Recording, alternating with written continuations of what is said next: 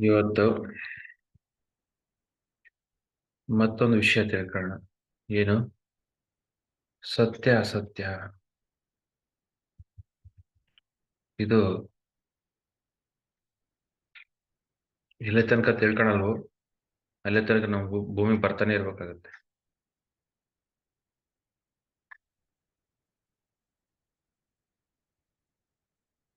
ಅಸತ್ಯ ಅಂದ್ರೇನು? ಭ್ರಮೆ. ಸತ್ಯ ಅಂದ್ರೇನು? ಕ್ಲಾರಿಟಿ, ಸ್ಪಷ್ಟತೆ ಇರುತ್ತೆ. ಎಲ್ಲಾ ವಿಷಯಗಳಲ್ಲಿ ಸ್ಪಷ್ಟತೆ ಇರುತ್ತೆ. ಸತ್ಯ ಎಲ್ಲಾ ವಿಷಯಗಳಲ್ಲಿ.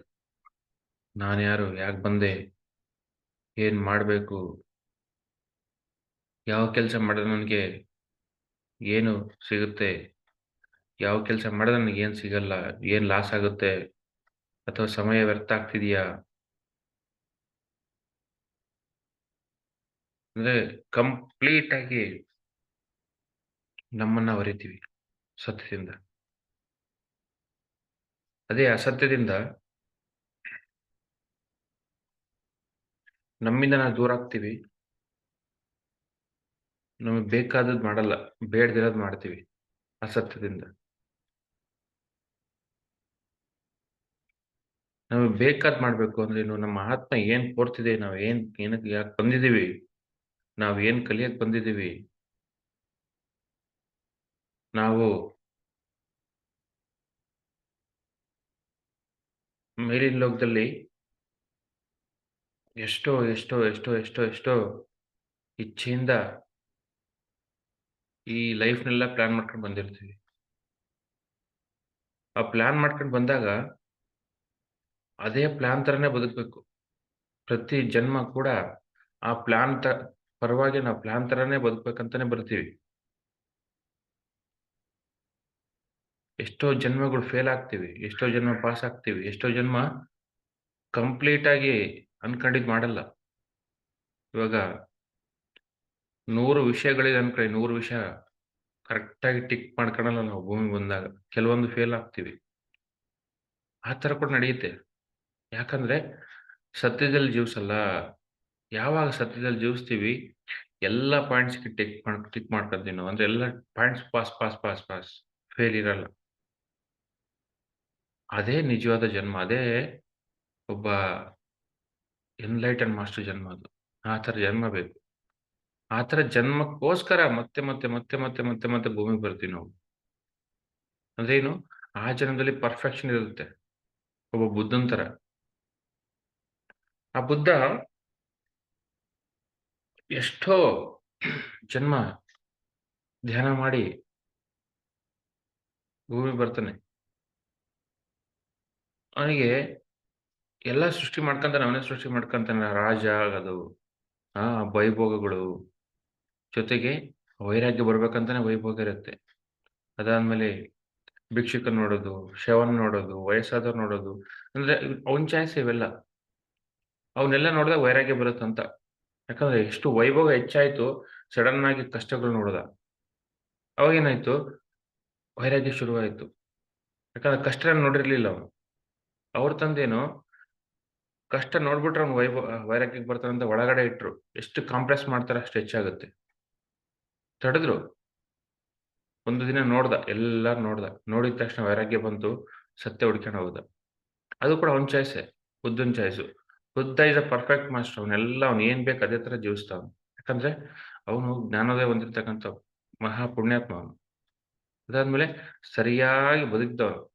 ಜೀವನ ಪರ್ಯಂತ ಬುದ್ಧಿಪರವಾಗಿ ಬದುಕಿದ. ಯಾವುದೇ ಶಕ್ತಿನ ಬಳಸಲಿಲ್ಲ. ಯಾವುದೇ ವೇಸ್ಟ್ ಮಾತುಗಳು ಹೇಳಲಿಲ್ಲ.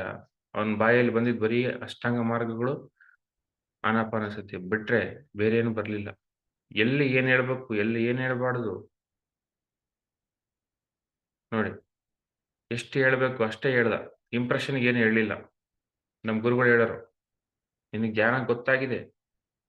ಇಂಪ್ರೆಷನ್‌ಗೆ ಮಾತಾಡಬೇಡ" ಅಂತಿದ್ರು. Very very important. ಯಾರನ್ನು ನಾವು ಇಂಪ್ರೆಸ್ ಮಾಡಬಾರ್ದು. ಇದು ಕೂಡ ಅಸತ್ಯವಾದ ಒಂದು ಪದ್ಧತಿ. ಏನ್ ಮಾಡ್ಬೇಕು? ನಮ್ಮಲ್ಲಿರ್ತಕ್ಕಂಥ ಆ ಸತ್ಯ ಅವ್ರನ್ನ ಇಂಪ್ರೆಸ್ ಮಾಡ್ಬೇಕು. ನಮ್ಮಲ್ಲಿರ್ತಕ್ಕಂಥ ವಿಸ್ಡಮ್ ಇಂಪ್ರೆಸ್ ಮಾಡ್ಬೇಕು. ಜ್ಞಾನ ಇಂಪ್ರೆಸ್ ಮಾಡ್ಬೇಕು. ಏನಾಗುತ್ತೆ?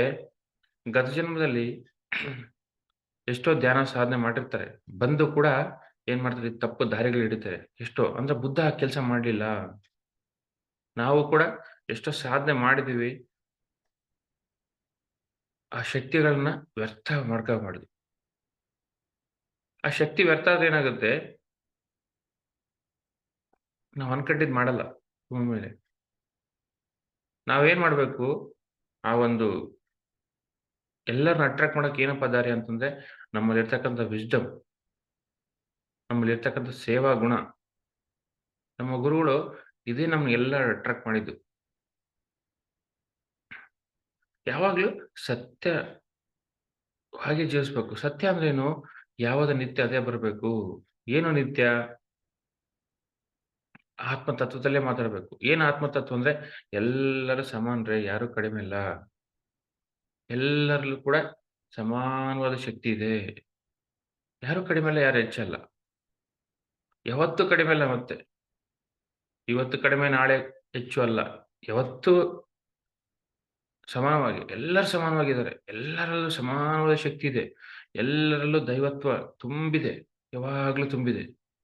ಬಟ್ ಆ ದೈವತ್ವ ಏನಾಗಿದೆ, ನಮ್ಮಲ್ಲಿರ್ತಕ್ಕಂಥ ಅಜ್ಞಾನ ಮತ್ತು ಮೇಲೆ ಅದು ಕೆಲಸ ಮಾಡುತ್ತೆ.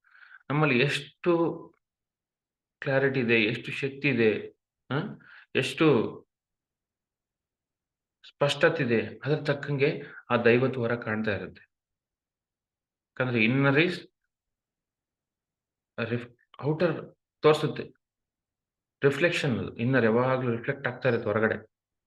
Inner is the reflection of outer. ಒಳಗಡೆನಿದೆ ಅದೇ ಕಾಣ್ತಾ ಇರುತ್ತೆ. ಪ್ರಪಂಚ ತುಂಬಾ ಕಾಣ್ತಾ ಇರುತ್ತೆ. ನಾನು ಒಳಗಡೆ ಆ ಭಗವಂತ ಕಂಡ್ರೆ, ಹೊರಗಡೆ ಕೂಡ ಭಗವಂತ ಕಾಣ್ತಾನೆ ನೋಡಿ. ಅಂದ್ರೆ ಇದೇ ಸತ್ಯ. ಇದೇ ತರ ಬದುಕಬೇಕು ಭೂಮಿ ಮೇಲೆ. ಹಂಗಾಗಿ ಬಸವಣ್ಣವ್ರು ಏನ್ ಹೇಳ್ತಾರೆ, ಅರಿವೇ ಗುರು ಅಂತ ಹೇಳ್ತಾರೆ. ಏನಪ್ಪ ಅರಿವು ಅಂತಂದ್ರೆ, ಅರಿವು ಏನ್ ಅರಿವು? ಆ ಒಂದು ಸತ್ಯದಲ್ಲಿ ಬದುಕದೇ ಅರಿವು. ಆ ಏನ್ ಅರಿವು? ಜಾಗ್ರತೆ ಮಾಡ್ಕೋಬೇಕು ಅರಿವನ್ನ. ಏನ್ ಅರಿವು? ಅರಿವಂದ್ರೆ ಬರೀ ಬುದ್ಧಿ ಅಲ್ಲ, ಪ್ರಾಪಂಚಿಕ ಬುದ್ಧಿ ಅಲ್ಲ, ಆಧ್ಯಾತ್ಮಿಕ ಬುದ್ಧಿ. ಏನು ಅರಿವು ಅಂದ್ರೆ, ಆ ಭಗವಂತ ತತ್ವ ನನ್ನೊಳಗಡೆ ಇದ್ದಾನೆ. ಇವನ್ಯಾರವ ಇವನ್ಯಾರವನೆಂದೆನಿಸರಯ್ಯ ನೋಡಿ. ಅವನ್ಯಾರು ಇವನ್ಯಾರಲ್ಲ, ಎಲ್ಲರೂ ನಮ್ಮವರೇ. ಎಲ್ಲರೂ ಕನೆಕ್ಟೆಡೇ, ಮತ್ತೆ ಯಾರು ಬೇರೆ ಅಲ್ಲ. ಎಲ್ಲಿದೆ ಒಂದು, ಎಲ್ಲಿ ಒಂದು ಆ ಡ್ಯುಯಾಲಿಟಿ ಇಲ್ಲ. ಈಕ್ವಾಲಿಟಿ ಇದೆ ಎಲ್ಲ ಕಡೆ. ಡ್ಯುಯಾಲಿಟಿ ಇಂಪಾಸಿಬಲ್, ಎಲ್ಲ ಇಲ್ಲೇ ಇಲ್ಲ. ಡ್ಯುಯಾಲಿಟಿ ಇದೆ ಅನ್ಕಂತೀವಲ್ಲ, ಯಾಕಂದ್ರೆ ನಮ್ಮಲ್ಲಿ ಒಳಗಡೆ ಡ್ಯುಯಾಲಿಟಿ ಇದೆ. ನಮ್ಮ ಆತ್ಮ ಜೊತೆ ನಾವು ಒಂದಾಗ್ತಿಲ್ಲ. ಆ ಮನ್ಸು ಬೇರೆ ಆಗಿ, ಮನ್ಸೇನ್ ಮಾಡ್ತಿದೆ, ಆ ಡ್ಯುಯಾಲಿಟಿನ ಸೃಷ್ಟಿ ಮಾಡ್ತಿದೆ ಭೂಮಿ ಮೇಲೆ. ಈ ತರ ಅಸತ್ಯ ವಿಷಯಗಳು ನಮ್ಮನ್ನೇನ್ ಮಾಡ್ತಿರ್ತವೆ, ಅಜ್ಞಾನಕ್ಕೆ ತಗೊಂಡೋಗ್ತಿರ್ತವೆ. ಡ್ಯುಯಾಲಿಟಿ ನೋಡಿ, ಡ್ಯುಯಾಲಿಟಿ ಇಲ್ಲ. ಎಲ್ಲ ಬೇರೆ ಅಂತಕ್ಕಂಥದ್ದಿಲ್ಲ. ಒಂದೇ, ಎಲ್ಲ ಒಂದೇ.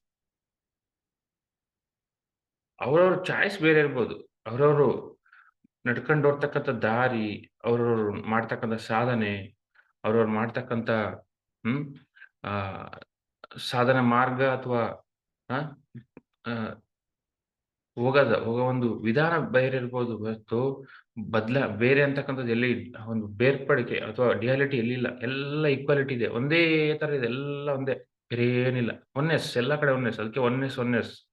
ಅಹಂ ಬ್ರಹ್ಮಾಸ್ಮಿ ತತ್ವಮಸಿ. ತತ್ವಮಸಿ ನೋಡಿ. ಹಾಗಾಗಿ ಮಾಸ್ಟರ್ಸ್, ಯಾವಾಗ್ಲೂ ಈ ತರ ಅಸತ್ಯವಾದತಕ್ಕಂಥ ವಿಷಯಗಳು ನಮಗೆ ಅಡ್ಡಿ ಮಾಡ್ಬಾರ್ದು. ರಿಯಾಲಿಟಿ ಇಲ್ಲ. ಮೊನ್ನೆ ಕೇಳಿದ್ವಿ, ಹೊರಗಡೆ ಎಲ್ಲರೂ ಭಗವಂತರೇ. ಒಳಗಡೆ ಎಲ್ಲರೂ ಭಗವಂತರೇ. ಬಟ್ ಹೊರಗಡೆ ಆ ರಾಕ್ಷಸತ್ವ ಕಾಣ್ತಾ ಇರುತ್ತೆ ಅಷ್ಟೇ. ಅದು ಶ್ಯಾಡೋ, ಅದು ಅಷ್ಟೇ, ನೆರಳದು. ಅಥವಾ ಮತ್ತದು ಮಾಯೆ ಅಂತಕ್ಕಂಥದ್ದು ಅಷ್ಟೇ ಕಂಡ್ರು ಕೂಡ. ಬಟ್ ಒಳಗಡೆನು ಯಾವಾಗ್ಲೂ ದೈವತ್ವ ಇದೆ. ಹೊರಗಡೆ ಇಲ್ಲಿರ್ತಕ್ಕಂಥ ಮಾಯದಿಂದ, ಅಜ್ಞಾನದಿಂದ ಆ ತರ ಚೇಷ್ಟೆಗಳು ಕಾಣ್ತಾ ಇರ್ತವೆ. ಬಟ್ ಅದು ಚೇಷ್ಟೆ ಅಂತಕ್ಕಂಥದ್ದು ಅದು ಟೆಂಪರರಿ. ಅದು which is permanent, godliness is permanent. ಇದೇ ಸತ್ಯ. ನಾವೇನ್ ಅನ್ಕೊಂತೀವಿ, ಅಲ್ಲಿ ಮಾತಾಡ್ತಕ್ಕಂಥ ಮಾತುಗಳು, ಅವರು ನಡೀತಕ್ಕಂಥ ಆ ಆ ಒಂದು ನಡತೆಗಳು, ಟೆಂಪರರಿ ಥಿಂಗ್ಸ್. ಆ ಮಾಯದಲ್ಲಿ ಬಿದ್ಬಿಟ್ಟು ವಿಚಿತ್ರವಾಗಿ ಆಡ್ತಿರ್ತಾರೆ. ಬಟ್ ಅದನ್ನೇ ನಿಜ ಅನ್ಕೊಂತೀವಿ. ಯಾವಾಗ ನಿಜ ಅನ್ಕೊಂತೀವಿ? ನಮ್ಮಲ್ಲಿ ಈ ವಿಶೇಷವಾದ ಒಂದು ಜ್ಞಾನ ಇಲ್ದಾಗ, ವಿಶೇಷವಾದ ಅರಿವು ಇಲ್ದಾಗ. ನೋಡಿ, ಏನು ಅರಿವು ಅಂತಂದ್ರೆ, ಎಲ್ಲರೂ ಭಗವಂತರೇ. ಎಲ್ಲರೂ ಕೂಡ ಆ ದೈವತ್ವದಲ್ಲೇ ಒಂದಾಗಿದ್ದಾರೆ ಹೊರತು ಬೇರೆ ಯಾರು ಇಲ್ಲ. ಆ ಸಮಾನವಾದ ಶಕ್ತಿ ಇದೆ ಎಲ್ಲರಲ್ಲೂ. ಸಮಾನವಾದ ಕೆಪಾಸಿಟಿ ಇದೆ, ಪೊಟೆನ್ಷಿಯಲ್ ಇದೆ. ಎಷ್ಟೋ ಇದೆ ಎಲ್ಲರಲ್ಲೂ ಕೂಡ.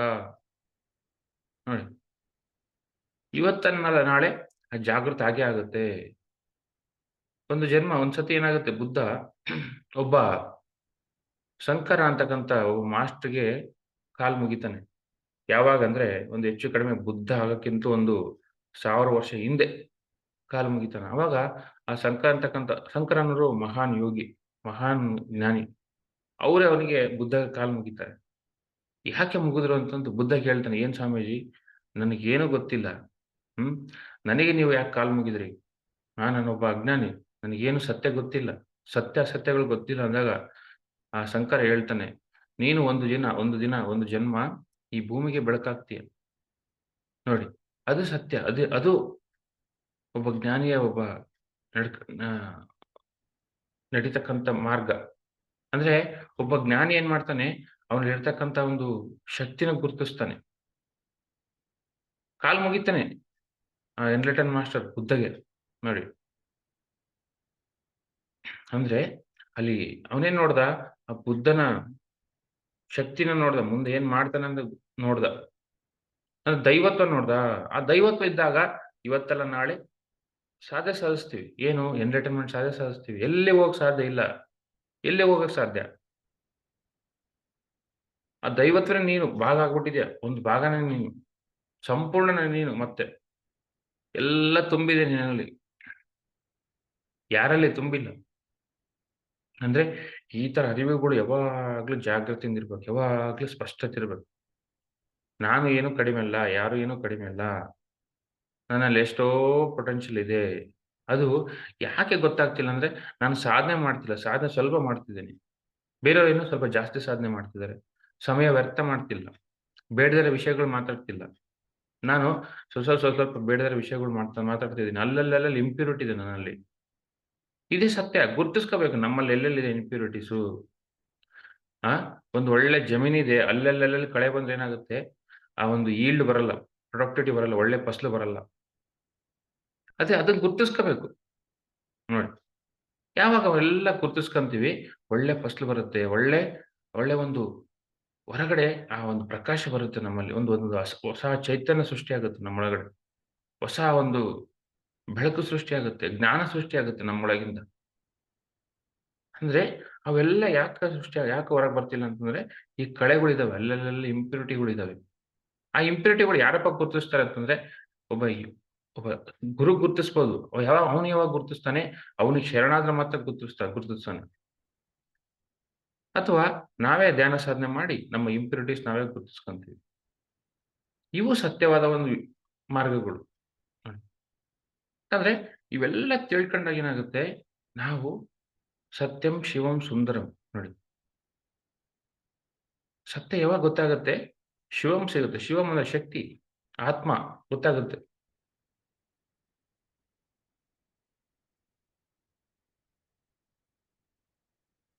ಆ ಶಕ್ತಿ ಗೊತ್ತಾಗಿ ಬ್ರಹ್ಮಾನಂದ ಹೊರಗೆ ಬರುತ್ತೆ. ನೋಡಿ, ಸುಂದರ ನೋಡಿ ಹೇಳೋದು ಸುಂದರ. ಏನು ಸುಂದರತೆ ಅಂದ್ರೆ ಅದೇ ಜ್ಞಾನ, ಅದೇ ಆ ವಾಕ್ಕು, ಮಾತುಗಳು ಎಂಥ ಮಾತುಗಳು ಬರ್ತವೆ ನಮ್ಮಿಂದ ಅಂದ್ರೆ ಆ ಅಗ್ನ ಚಕ್ರದಿಂದ ಬರ್ತವೆ ಮಾತುಗಳು. ಆ ಮಾತಲ್ಲಿ ಎಷ್ಟು ಶಕ್ತಿ ಇರುತ್ತೆ, ಎಷ್ಟು ಜ್ಞಾನ ಇರುತ್ತೆ ಮಾತಲ್ಲಿ. ವೇಸ್ಟ್ ಮಾತುಗಳು ಬರಲ್ಲ. ವೇಸ್ಟ್ ಆಲೋಚನೆಗಳು ಬರಲ್ಲ ಇಲ್ಲಿ. ಯಾವಾಗ್ಲೂ ಮಿರಾಕ್ಲಸ್ ಆಲೋಚನೆಗಳು ಬರ್ತವೆ. ಯಾಕಂದ್ರೆ ಸುಂದರತೆ ಬಂತು ನಮ್ಗೆ. ಎಲ್ಲಿಂದ ಬಂತು? ಆ ಶಿವನ್ನ ಸಾಧಿಸಿದ್ವಿ ನಾವು. ಸತ್ಯ ಹಿಡ್ಕೊಂಡು ಆ ಶಿವನ್ನ ಸಾಧಿಸ್ತೀವಿ ನಾವು. ಏನು ಶಿವ? ಆ ಒಂದು ಆತ್ಮ ತತ್ವನ ಸಾಧಿಸಿದ್ವಿ. ಆ ಭಗವಂತ ತತ್ವನ ಸಾಧಿಸಿದ್ವಿ. ನೋಡಿ, ಯಾವಾಗ ಆತ್ಮ ತತ್ವ, ಭಗವಂತ ತತ್ವ ಸಾಧಿಸಿದ ತಕ್ಷಣ ಸಹಜವಾಗಿ ಸುಂದರತೆ ಬಂತು. ಏನು ಸುಂದರತೆ ಅಂದ್ರೆ ಜ್ಞಾನ. ಏನು ಜ್ಞಾನ ಅಂದ್ರೆ ಸರಿಯಾದ ಮಾತುಗಳು, ಸರಿಯಾದ ಆಲೋಚನೆಗಳು, ಸರಿಯಾದ ನಡತೆಗಳು, ಅಷ್ಟಾಂಗ ಮಾರ್ಗಗಳು. ಸುಂದರತೆ ಅಂದ್ರೆ ಸರಿಯಾದ ಸಂಕಲ್ಪಗಳು, ಸರಿಯಾದ ಕೆಲಸಗಳು. ನೋಡಿ, ಯಾವಾಗ ಸತ್ಯ ಹಿಡಿತೀವಿ ಇವೆಲ್ಲ ಬರ್ತವೆ. ಅದೇ ಅಸತ್ಯದಲ್ಲಿದ್ದಾಗ ಏನಾಗುತ್ತೆ? ಇವೇನು ಸಿಗೋದಿಲ್ಲ. ಸತ್ಯಂ ಅಶಿವಂ ಅಸುಂದರಂ. ನೋಡಿ, ಆ ಶಿವ ಸಿಗಲ್ಲ. ಆ ಭಗವಂತ ತತ್ವ ಸಿಗೋದಿಲ್ಲ ಅಸತ್ಯದಲ್ಲಿದ್ದಾಗ. ಅಸುಂದರತೆ, ಎಲ್ಲ ಅಸುಂದರತೆ. ನಾನೇನೋ ಬರೀ ದೇಹಾಸ್ಮಿ ಅಂತ ಬದುಕ್ತಾ ಇರ್ತೀನಿ, ಸತ್ಯ ಇಲ್ದಾಗ, ಅಸತ್ಯದಲ್ಲಿ ಜೀವಿಸಿದಾಗ. ನನ್ ಕೈಲಿ ಏನೂ ಆಗಲ್ಲ. ಹ್ಮ್? ನನ್ ಕೈಲಿ ಇಷ್ಟೇ ಆಗೋದು. ನಾನೇನು ಮಾಮೂಲಿ ಮನುಷ್ಯ. ಯಾಕಂದ್ರೆ ಧ್ಯಾನ ಇರೋದಿಲ್ಲ, ಆ ಶ್ವಾಸ ಹಿಡ್ಕೊಂಡಿರಲ್ಲ, ಗುರು ಹತ್ರ ಹೋಗಿರಲ್ಲ. ಅವಾಗೇನಾಗುತ್ತೆ, ಆ ಸತ್ಯದಲ್ಲೇ ಬದುಕ್ತಾ ಇರ್ತೀವಿ ನಾವು. ಹ್ಮ್? ದಾರಿನೇ ಸರಿ ಇರೋದಿಲ್ಲ. ಅಸತ್ಯದಲ್ಲಿ ಜೀವಿಸಿದಾಗ ಏನಾಗುತ್ತೆ, ಎಲ್ಲ ವೇಸ್ಟ್ ಮಾತುಗಳು, ವೇಸ್ಟ್ ಆಲೋಚನೆಗಳು, ಅನಾರೋಗ್ಯ, ಅಶಾಂತಿ, ದುಃಖ, ಅಸೂಯೆ, ಬರೀ ಇಂಥ ವೇಸ್ಟು ಎಲ್ಲ ಒಳಗಡೆ. ಯಾವಾಗ ಸತ್ಯ ನಡಿತೀವಿ, ಸತ್ಯನ್ನ ನಾವು ಗ್ರಹಿಸ್ತೀವಿ. ಸತ್ಯ ಒಂದು ರಿಯಲೈಸೇಷನ್ ಆಗುತ್ತೆ, ಸೆಲ್ಫ್ ರಿಯಲೈಸೇಷನ್ ಆಗುತ್ತೆ. ಏನ್ ರಿಯಲೈಸೇಷನ್ ಅಂದ್ರೆ, ರಿಯಲೈಸೇಷನ್ ಅಂದ್ರೆ ಏನು? ಆ ಒಂದು ವಿಷಯ ಗೊತ್ತಾಗುತ್ತೆ. ಕ್ಲಾರಿಟಿ ಬರುತ್ತೆ.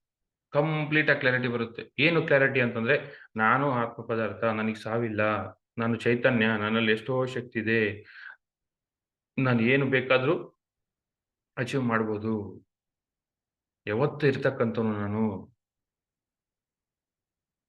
ನಾನಿಲ್ಲಿ ಡ್ರಾಮಾ ಮಾಡಕ್ ಬಂದಿದ್ದೀನಿ. ನನಗೆ ಕಷ್ಟಗಳಿಲ್ಲ, ನಷ್ಟಗಳಿಲ್ಲ, ಮಾನ ಇಲ್ಲ, ಅವಮಾನ ಇಲ್ಲ.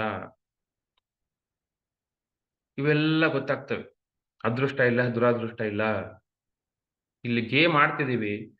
ಆ ಗೇಮ್‌ನ ಪಾಸ್ ಮಾಡಕ್ ಬಂದಿದೀವಿ. ಕಲಿಯುತ್ತಾ ಇದೇವಿ. ಇವೆಲ್ಲ ಗೊತ್ತಾಗ್ತವೆ. ಇದು ಸುಂದರತೆ.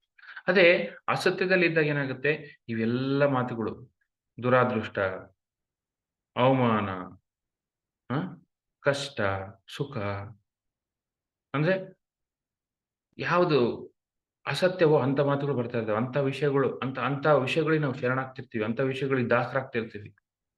ನೋಡಿ. ಹಾಗಾಗಿ ಧ್ಯಾನ, ಧ್ಯಾನ, ಧ್ಯಾನ, ಧ್ಯಾನ. ಧ್ಯಾನ ಏನ್ ಮಾಡುತ್ತೆ ನಮ್ಮನ್ನ? ಆ ಸತ್ಯದಲ್ಲೇ ಜೀವಿಸುತ್ತೆ. ಸತ್ಯದಲ್ಲೇ ನಮ್ಮನ್ನ ಕಾಪಾಡುತ್ತೆ ಯಾವಾಗ್ಲೂ ಕೂಡ. ಆ ಭಗವಂತ ತತ್ವ ಅಂತಕ್ಕಂಥದ್ದು ತುಂಬಿರುತ್ತೆ ಯಾವಾಗ್ಲೂ ಕೂಡ. ತುಂಬಿದಾಗ ಏನಾಗುತ್ತೆ? ಹೊರಗಡೆ ಸುಂದರತೆ ಬರ್ತಾ ಇರುತ್ತೆ. ಆ ಪ್ರಕಾಶ ಬರ್ತಾ ಇರುತ್ತೆ. ಯಾವಾಗ್ಲೂ ಚೈತನ್ಯವಾಗಿರ್ತೀವಿ ನಾವು. ಯಾವಾಗ್ಲೂ ಬ್ರಹ್ಮಾನಂದ ಸ್ಥಿತಿಯಲ್ಲಿರ್ತೀವಿ. ನೋಡಿ.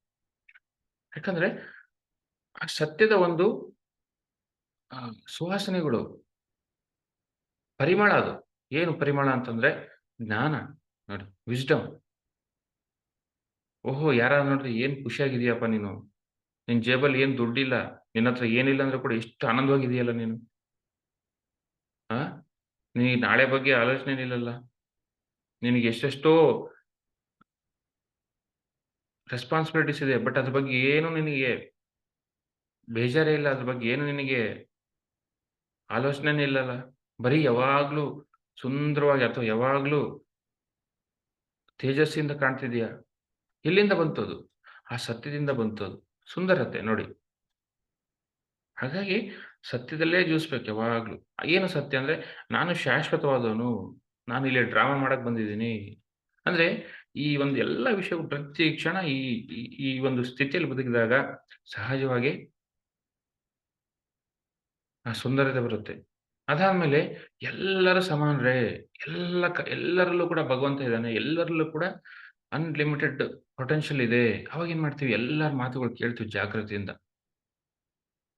ಎಲ್ಲರಲ್ಲೂ ಒಳಗಡೆ ಎಷ್ಟೋ ಜ್ಞಾನ ಇದೆ ಅಂತ ಗೊತ್ತಾದ್ಮೇಲೆ ಎಲ್ಲರೂ ವಿಷಯಗಳನ್ನ, ಎಲ್ಲರ ಎಕ್ಸ್‌ಪೀರಿಯನ್ಸ್‌ಗಳನ್ನ, ಎಲ್ಲರ್ ಎಲ್ಲರೂ ಈ ಧ್ಯಾನ ಮಾರ್ಗಕ್ಕೆ ಬರಕ್ಕಿಂತ ಮುಂಚೆ ಏನೇನ್ ಕಷ್ಟಪಟ್ರು, ಹೇಗೆ ಗೆದ್ರು, ಅವನ್ನೆಲ್ಲ ಜಾಗೃತಿಯಿಂದ ಕೇಳ್ತೀವಿ. ಎಷ್ಟು ಜಾಗೃತಿಯಿಂದ ಕೇಳ್ತೀವಿ, ಅವಾಗೇನಾಗುತ್ತೆ? ಜ್ಞಾನ ಹೆಚ್ಚಾಗುತ್ತೆ, ಸುಂದರತೆ ಹೆಚ್ಚಾಗುತ್ತೆ. ಪಕ್ಕದವನು ನಾವು ಭಗವಂತ ಅಲ್ಲ ಅನ್ಕೊಂಡ್ರೆ, ಅವನ ವಿಷಯ ಕೇಳಲ್ಲ. ಅವನ ಸಾಧನೆಗೆ ನಾವು ಗೌರವಿಸಲ್ಲ. ಅವನು ಭಗವಂತ, ಅವನು ಶ್ರೇಷ್ಠವಾದನಂತ ಯಾವಾಗ ನಾವು ಆ ಒಂದು ಅರಿವಿನಲ್ಲಿ ಬದುಕ್ತೀವಿ, ಅವಾಗ ಎಲ್ಲರ ವಿಷಯ ಕೇಳ್ತೀವಿ ಜಾಗೃತಿಯಿಂದ. ಅವಾಗ ಸುಂದರತೆ ಬರುತ್ತೆ ನಮ್ಮಲ್ಲಿ. ಏನ್ ಬರುತ್ತೆ ಸುಂದರತೆ ಅಂದ್ರೆ ಏನು? ಓಹೋ! ಈ ತರ ಕೂಡ ಸಾಧನೆ ಮಾಡ್ಬೋದಾ? ನೋಡಿ ಇಷ್ಟು ಸಾಧನೆ ಮಾಡಿದ್ರ ನಾನು ಕೂಡ ಸಾಧನೆ ಮಾಡ್ಬೇಕು. ನೋಡಿ, ನಾವು ಹೋಗ್ತೀವಿ ಕಡ್ತಾಲ್‌ಗೆ ಹೋಗ್ತೀವಿ, ಅಲ್ಲಿ ಇಲ್ಲಿ ಹೋಗ್ತೀವಿ ಎಲ್ಲಾ ಕಡೆ. ಧ್ಯಾನ ಚಕ್ರಗಳಿಗೆ ಹೋದಾಗ ಎಲ್ಲರ ಎಕ್ಸ್‌ಪೀರಿಯನ್ಸ್ ಶ್ರದ್ಧೆಯಿಂದ ಕೇಳಬೇಕು. ಯಾಕಂದ್ರೆ ಎಷ್ಟೋ ಸಾಧನೆ ಮಾಡಿರ್ತಾರೆ. PSSM ಅಂತಕ್ಕಂಥದ್ದು ಒಂದು ದೊಡ್ಡ ಮಹಾ ಸಂಸ್ಥೆ. ಎಂತ ಮಹಾಸಂಸ್ಥೆ ಅಂದ್ರೆ, ಇಲ್ಲಿ ಎಲ್ಲ ಮೇಲಿನ ಲೋಕದಲ್ಲಿ ಎಲ್ಲ ಧ್ಯಾನ ಸಾಧನೆ ಮಾಡಿದವರೆಲ್ಲ ಬಂದಿದ್ದಾರೆ ಇಲ್ಲಿ. ಎಷ್ಟೋ ವರ್ಷಗಳು, ಎಷ್ಟೋ ಸಾಧನೆ ಮಾಡಿ ಲೋಕ ಕಲ್ಯಾಣಕ್ಕೆ ಬಂದಿದ್ದಾರೆ. ಅಂತಂತ ಗ್ರೇಟ್ ಸೋಲ್ಸ್ ಇರ್ಬೇಕಾದ್ರೆ ಎಲ್ಲರ ಎಕ್ಸ್‌ಪೀರಿಯನ್ಸ್ ಜಾಗೃತಿಯಿಂದ ಕೇಳ್ಬೇಕು. ಕೇಳಿದಾಗ ಏನ್ ಬರುತ್ತಪ್ಪ ಅಂದ್ರೆ, ಆ ಸುಂದರತೆ ಬರುತ್ತೆ. ನೋಡಿ. ಇದೇ ಸತ್ಯ. ಏನಪ್ಪಾ ಸತ್ಯ ಅಂದ್ರೆ, ಎಲ್ಲರಲ್ಲೂ ಸಮಾನವಾದ ಶಕ್ತಿ ಇದೆ ಅಂತ ತಿಳ್ಕೊಳ್ಳೋದು. ಯಾವಾಗ ತಿಳ್ಕೊಂತೀವಿ, ಆ ಒಂದು ನಮ್ಮಲ್ಲಿ ಆ ಸುಂದರತೆ ಬರುತ್ತೆ. ಅಸೂಯೆ ಹೋಗ್ಬಿಡುತ್ತೆ. ಕಂಪ್ಯಾಷನ್ ಬರುತ್ತೆ, ಪ್ರೇಮ ಬರುತ್ತೆ ಎಲ್ಲರ ಮೇಲೆ. ಎಲ್ಲರ ಮೇಲೆ ಗೌರವ ಬರುತ್ತೆ. ನೋಡಿ. ದಿನ ದಿನಕ್ಕೂ ಏನಾಗ್ಬೇಕು, ಈ ಸತ್ಯ ಮಾರ್ಗದಲ್ಲಿ ಜೀವಿಸೋದ್ ಕಲಿಬೇಕು. ಏನು ಎಲ್ಲರಲ್ಲೂ ಸಮಾನವಾದ ಶಕ್ತಿ ಇದೆ.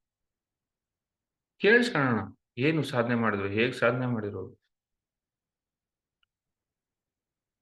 ಅವಾಗೇನಾಗುತ್ತೆ ಪೂರ್ಣತ್ವ ಬರುತ್ತೆ ನಮ್ಮ ಜೀವನಕ್ಕೆ. ಪೂರ್ಣತ್ವ. ಅಪೂರ್ಣತ್ವ ಇರಲ್ಲ. ಅಪೂರ್ಣತ್ವಕ್ಕೆ ಸ್ವಲ್ಪ ಪೆಂಡಿಂಗ್ ಇರುತ್ತೆ. ಯಾವಾಗ ನಾವು ವಿಷಯಗಳನ್ನ ಕೇಳ್ತೀವಿ, ಸತ್ಸಂಗ ಮಾಡ್ತೀವಿ, ಸಂಪೂರ್ಣತೆ ಬರುತ್ತೆ. ಅದಕ್ಕೆ ನಮ್ಮ ಗುರುಗಳು ಯಾವಾಗ್ಲೂ ಎಕ್ಸ್‌ಪೀರಿಯನ್ಸ್ ಕೇಳೋರು. ಕೇಳ್ರಿ ಎಕ್ಸ್‌ಪೀರಿಯನ್ಸ್ ಅಂತ ಅಂತಿದ್ರು. ಯಾಕಂದ್ರೆ ಆ ಸಂಪೂರ್ಣತ್ವ ಬರುತ್ತೆ. ಎಲ್ಲರೂ ಕೂಡ ಎಷ್ಟೋ ಸಾಧನೆ ಮಾಡಿದ್ದಾರೆ ಇಲ್ಲಿ. PSSM ಅಲ್ಲಿ. ಹಂಗಾಗಿ ಎಲ್ಲರ ಎಕ್ಸ್‌ಪೀರಿಯನ್ಸ್ ಕೇಳ್ಬೇಕು. ಅಸತ್ಯವಾದ ಮಾರ್ಗದಲ್ಲಿದ್ದಾಗ ಏನ್ ಮಾಡ್ತೀವಿ, ಈ ತರ ತಪ್ಪುಗಳು ಮಾಡ್ತೀವಿ. ಅಯ್ಯೋ! ಏನ್ ಕೇಳೋದ್ ಬಿಡು ಅಂತ. ಎಲ್ಲರೂ ಕೇಳ್ಬೇಕು ಎಕ್ಸ್‌ಪೀರಿಯನ್ಸ್‌ಗಳು. ಪ್ರತಿಯೊಬ್ನು ಕೂಡ ಎಷ್ಟೋ ಸಾಧನೆ ಮಾಡಿದ್ದಾನೆ. ಅದಾದ್ಮೇಲೆ ಈ ಧ್ಯಾನ ಮಾರ್ಗಕ್ಕೆ ಬರಕ್ಕಿಂತ ಮುಂಚೆ ಎಷ್ಟೋ ಕಷ್ಟಪಟ್ಟು ಬಂದಿದ್ದಾರೆ ಎಲ್ಲರೂ ಕೂಡ. ಎಷ್ಟೋ ಇರ್ತಾವೆ ಬ್ಯಾಕ್‌ಗ್ರೌಂಡ್‌ಗಳು ಎಲ್ಲರೂ ಇರ್ತವೆ. ವಿಚಿತ್ರ ಬ್ಯಾಕ್‌ಗ್ರೌಂಡ್‌ಗಳು. ಅವರೆಲ್ಲ ಚಾಯ್ಸ್ ಪ್ರಕಾರ ವಿಚಿತ್ರ ಪರಿಸ್ಥಿತಿಗಳು ಸೃಷ್ಟಿ ಮಾಡ್ಕೊಂಡು ಧ್ಯಾನದಿಂದ ಆ ಒಂದು ಕಷ್ಟಗಳನ್ನ ಸೋ ಕಾಲ್ಡ್ ಕಷ್ಟಗಳನ್ನೆಲ್ಲ ಗೆದ್ದಿರ್ತಾರೆ ನೋಡಿ. ನಾವೊಂದು ಎಕ್ಸ್‌ಪೀರಿಯನ್ಸ್ ಹೇಳ್ತೀವಿ. ಒಬ್ಬ ಬಳ್ಳಾರಿ ಲೇಡಿದು. ಅವ್ರ ಹಸ್ಬೆಂಡ್ ಕೋಮಾದಲ್ಲಿ ಹೋಗಿದ್ರು. ಆ ತಾಯಿ ಧ್ಯಾನ ಮಾಡಿ ಎಲ್ಲರ ಮನೆಗ್ ಕರೆದ್ಬಿಟ್ಟು 41 ಡೇಸು ಲೆಕ್ಕ ಎಷ್ಟೋ ಪರಿಶ್ರಮ ಪಟ್ಟು ಆ ಗಂಡನ ಕೋಮಾದಲ್ಲಿರ್ತಕ್ಕಂಥ ಗಂಡನ ಎದ್ದೇಳಿಸಿದ್ಲು. ನೋಡಿ ಎಂಥ ಎಕ್ಸ್‌ಪೀರಿಯನ್ಸ್. ಕೇಳ್ಬೇಕು ಈ ತರ ಎಕ್ಸ್‌ಪೀರಿಯನ್ಸ್‌ಗಳು. ಕೇಳಿದಾಗ ಏನಾಗುತ್ತೆ, ನಮಗೆ ಅವಾಗ ಎಷ್ಟೋ ಓಹೋ! ಅಯ್ಯೋ! ನನ್ ಕಷ್ಟ ಏನೂ ಅಲ್ಲ. ಸಣ್ಣದು ನನಗೆ ಕುತ್ಕೊಳ್ಳೋಕೆ ಆಗಲ್ಲ ಅಂತ ಅಳ್ತಾ ಇದ್ದೀನಿ ನಾನು. ಈ ಬಾಡಿ ಪೇನ್ ಬರ್ತಿದೆ ಅಂತ ಹೇಳ್ತಾ ಇದ್ದೀನಿ. ಆ ತಾಯಿ ಕೋಮಾದಲ್ಲಿರ್ತಕ್ಕಂಥ ಗಂಡನ್ನ ಎದ್ದೇಳಿಸಿದ್ಲು. ಎಲ್ಲರ ಮನೆಗೆ ಹೋಗಿ ಬನ್ನಿ ಅಂತ ಕರೆದು, ಕುಂಕುಮ ಶಾಸ್ತ್ರಕ್ಕೆ ಬನ್ನಿ ಅಂತ ಕರೆದ್ಬಿಟ್ಟು, ಧ್ಯಾನ ಮಾಡಿಸಿ, ಮನೇಲಿ ಶಕ್ತಿ ತುಂಬಿಸಿ, ಆ ಗಂಡನ್ನ ಎದ್ದೇಳಿಸಿ ಕೂರಿಸಿದ್ಲು. ಕೋಮಾದಲ್ಲಿರ್ತಕ್ಕಂಥ ಗಂಡನ್ನ. ನೋಡಿ ಎಂಥ ಸಾಧಕರು. ಕೇಳ್ಬೇಕು ಇವೆಲ್ಲ ಕೇಳಿದಾಗ ಏನಾಗುತ್ತೆ, ನಮ್ದು ಏನು ಕಷ್ಟ ಅಲ್ಲ. ಬರೀ ಕುಂತ್ಕೊಳ್ಳೋಕೆ ಅಳ್ತಾ ಇದೀವಿ ನಾವು. ಬಾಡಿ ಪೇನ್ ಬರ್ತಿದೆ, ಕಾಲು ನೋವು ಜೋಮ್ ಬರ್ತಿದೆ, ಕೈ ನೋವು ಬರ್ತಿದೆ. ಆ! ಇದೇನೂ ಅಲ್ಲ. ಅಂದ್ರೆ ಎಕ್ಸ್‌ಪೀರಿಯನ್ಸ್. ಯಾಕಂದ್ರೆ ಸಮಾನವಾದ ಶಕ್ತಿ ಇದೆ ಎಲ್ಲರಲ್ಲೂ ಕೂಡ. ಆ ಶಕ್ತಿನ ಹೇಗೆ ತಗೊಂಡೋಗ್ತೀವಿ ಅನ್ನೋದು ಇಂಪಾರ್ಟೆಂಟ್ ಅಷ್ಟೇ. ನೋಡಿ. ಈ ತರ ಸತ್ಯವಾದ ವಿಷಯಗಳನ್ನೆಲ್ಲ ನಾವು ಯಾವಾಗ್ಲೂ ಮನದಟ್ಟಾಗಿರ್ಬೇಕು. ತುಂಬಿರ್ಬೇಕು. ಧ್ಯಾನದಿಂದ ಏನಾದ್ರೂ ಸಾಧಿಸ್ಬೋದು ನೋಡಿ. ಇದು ಕೂಡ ಸತ್ಯನೇ. ನನ್ನ ಒಂದು ಸಾಧನೆಯಿಂದ ನಾನು ಏನಾದ್ರೂ ಅಚೀವ್ ಮಾಡ್ಬೋದು. ಸಾಧನೆ ಮಾಡ್ಬೇಕಷ್ಟೇ. ಯಾರಪ್ಪ ಸಾಧನೆ ಮಾಡ್ತಾರೆ? ನಾನೇ ಮಾಡ್ಬೇಕು. ಇದು ಕೂಡ ಸತ್ಯನೇ. ಬೇರೆ ಯಾರೋ ಬಂದು ನಿನಗೆ ಶಕ್ತಿ ಕೊಡಕ್ ಸಾಧ್ಯ ಇಲ್ಲ. ಅಸಂಭವ. ಸೃಷ್ಟಿಯಲ್ಲಿ ನಡೆಯಲ್ಲ. ಉದ್ಧರೇನ ಆತ್ಮನಾತ್ಮಾನಂ ಆತ್ಮಾನವ ಸಾಧಯೇತ್ ನೋಡಿ. ನಿನ್ನ ಆತ್ಮ ನೀನೇ ಉದ್ಧಾರ ಮಾಡ್ಕೋಬೇಕು. ಇದು ಕೂಡ ಸತ್ಯವಾಕು. ಬುದ್ಧ ಹೇಳ್ತಾನ. ಅಪ್ಪೋ ದೀಪವೋ ಅಂತ ಹೇಳ್ತಾನೆ ಕೊನೆಗೆ ಸತ್ಯವಾಣಿ. ಅಂದ್ರೆ ಇವೆಲ್ಲ ನಮಗೆ ಯಾವಾಗ್ಲೂ ನೆನಪಿರ್ಬೇಕು. ಅವಾಗೇನಾಗುತ್ತೆ ಸರಿಯಾದ ಮಾರ್ಗದಲ್ಲಿ ಹೋಗ್ತೀವಿ. ಸುಂದರತೆ ತುಂಬಿರುತ್ತೆ. ಜೀವನ ತುಂಬಾ ಸುಂದರತೆ. ಯಾವಾಗ್ಲೂ ಸುಂದರವಾಗಿರ್ತೀವಿ ನಾವು. ಏನ್ ಸುಂದರತೆ ಅಂದ್ರೆ ಆ ಜ್ಞಾನ ನೋಡಿ. ಆ ಬೆಳಕು.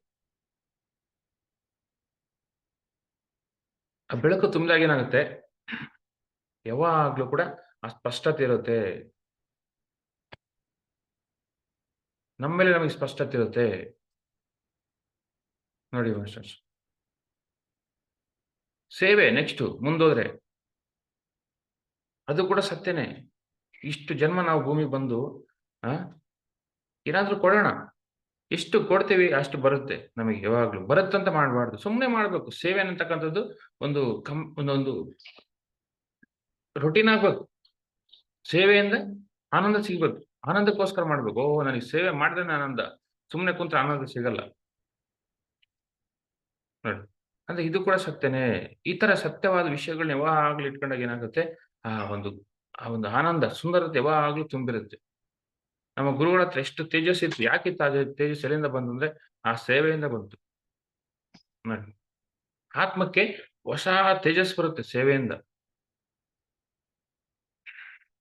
ನಮ್ಮ ಮಾಸ್ಟರ್ಸ್ ಎಲ್ಲ ಪ್ರತಿ ವಾರ ಸೇವೆ ಮಾಡಕ್ ಹೋಗ್ತಾರೆ. ಅವಾಗ ಎಷ್ಟು ಅವರಲ್ಲಿ ಎಷ್ಟು ತೇಜಸ್ಸು ಬರುತ್ತೆ ದಿನಕ್ಕೂ ನಾನು ಗಮನಿಸ್ತಿದ್ದೀನಿ. ಎಲ್ಲಿಂದ ಬಂತಪ್ಪ ತೇಜಸ್ಸು ಅಂದ್ರೆ ಆ ಸೇವೆಯಿಂದ ಬಂತು ನೋಡಿ. Thank you masters.